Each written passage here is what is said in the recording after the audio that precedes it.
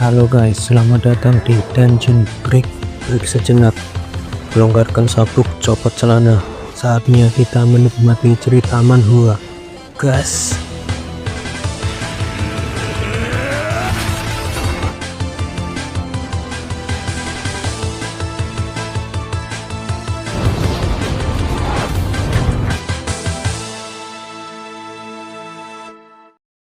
Keesokan harinya, latihan Bijir memanah dengan Ayen dimulai. Dengan kondisi tubuh Bijir yang masih belum sembuh total, tentu saja itu membuatnya gagal dalam membidik target. Dalam latihan tersebut, Ayen menyuruhnya untuk membidik panah yang telah menancap. Bijir sedikit curiga, apakah ini benar-benar posisi yang benar, mengajari memanah yang tepat.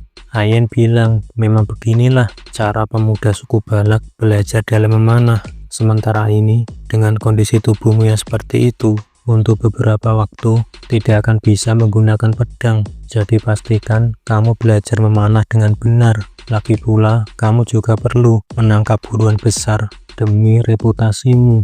Bijir terlihat kesakitan pada bagian tulang-tulangnya. Saat itu, Bagheera, serigala tunggangan Ayen, muncul untuk memberikan sebuah isyarat. Sepertinya Bagheera berhasil menemukan sesuatu. Bijir yang menahan sakitnya setelah belajar memanah saat itu pun langsung disuruh Ayen untuk bangun, karena mulai sekarang mereka akan bergerak dengan cepat. Sepertinya Ayen menemukan buruan besar kali ini. Mereka kini menuju ke sebuah aliran sungai. Ayen menjelaskan, ini adalah tempat di mana sungai dan laut bertemu. Jadi, baik air laut atau hewannya berada di sungai ini.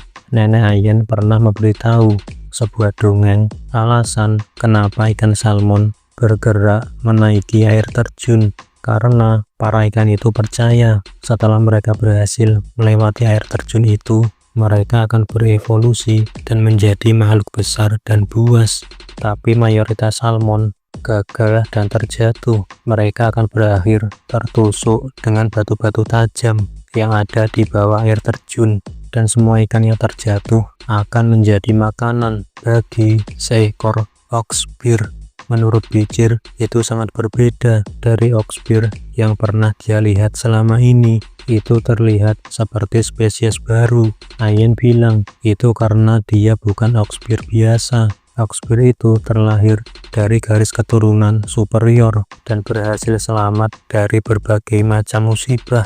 Bijir saat itu beranggapan Ayen menyuruhnya untuk memburu oxbear yang sangat kuat itu. Tapi rencana Ayen bukan seperti itu. Dan target sebenarnya adalah beruang pejantan yang datang untuk mengawini betina itu.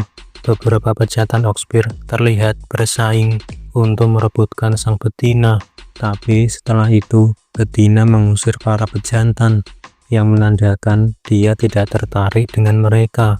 Bijir melihat betina itu terus menolak ajakan dari banyak pejantan yang datang untuk mengawininya. Jadi, pejantan seperti apa yang dia cari? Ayen menjelaskan, oxbear betina itu tidak mencari pejantan yang kuat, namun sebaliknya, dia memilih pejantan yang paling lemah. Dia mencari pasangan yang bisa diperintah dan bisa dikendalikan. Hal itu dikarenakan saat seekor pejantan kuat merasa kegirangan, terkadang mereka malah menghabisi pasangannya. Dengan begitu, mereka tidak populer di kalangan oxbear. Itulah kenapa para betina malah mencari pejantan yang lebih kecil dan lemah. Hal itu juga mirip dengan bagaimana suku Balak mencari pasangan mereka. Tipe pasangan populer menurut suku Balak adalah seseorang yang berusia muda dan memiliki DNA yang sangat luar biasa dan akan lebih baik jika mereka sedang terluka. Sepertinya penjelasan Ayen barusan ditujukan kondisi Bijir sekarang, dan kini mereka harus menunggu betina oxbear itu akan menekan kekuatan si pejantan sepenuhnya. Setelah beberapa hari, Bijir dan Ayen masih terus menunggu. Selama proses kawin, pasangan oxbear itu mengeluarkan suara yang keras. Menurut Bijir, ini sedikit konyol karena sudah 4 hari. Bijir terus mendengar desahan para beruang yang melakukan kawin di dalam gua ini. Selama itu, mereka juga menyiapkan persediaan makanan untuk para beruang itu. Makanan-makanan itu bagian rencana dari Ayen. Dia selalu memberi makan bagi para Oxpear selama 4 hari ini, supaya mereka bisa terus melakukan perkawinan. Buah yang Ayen berikan bisa meningkatkan kekuatan seseorang untuk beberapa saat, tapi buah ini sangat berbahaya karena bisa mengurangi usia seseorang. Sang betina Oxpear yang lebih cerdas sebenarnya tahu tujuan Ayen dan Pichir, dan si pejantan tidak punya pilihan lain. Mau tidak mau, dia harus memakan buah-buah ini agar dia bisa mengatasi si betina. Sekarang Pichir mengerti tujuan Ayen mencari betina Oxpear yang sangat tangguh, karena Ayen ingin menghabiskan energi si pejantan Oxpear. Sembari menunggu Oxpear itu selesai, mereka berdua juga mengisi energi. Pichir bilang perkawinan Oxpear itu sangat intens. Ayen langsung berkata, itu hal yang normal. Mendengar itu, Pichir langsung tersedak. Ayen sedikit mengejek Pichir. Dia bilang perkawinan suku Balak juga seintens itu. Tapi sepertinya pria kekaisaran seperti Pichir tidak bisa melakukannya. Ayen juga langsung bertanya pada Pichir, apa dia bisa melakukan seperti beruang itu jika Pichir mendapat pasangan. Tiba-tiba saat itu, ritual perkawinan Oxpear telah selesai. Ayen langsung menyuruh Pichir untuk bersiap. Tampaknya si betina sudah berhasil dihamili. Setelah proses perkawinan, betina itu langsung mengusir si pejantan. Pichir bingung kenapa dia mengusirnya. Ayen menjelaskan seekor Oxpear yang sudah selesai kawin tidak ada bedanya dengan predator yang menyusup ke wilayah lain. Oxpear betina itu memperingatinya untuk tidak kembali lagi.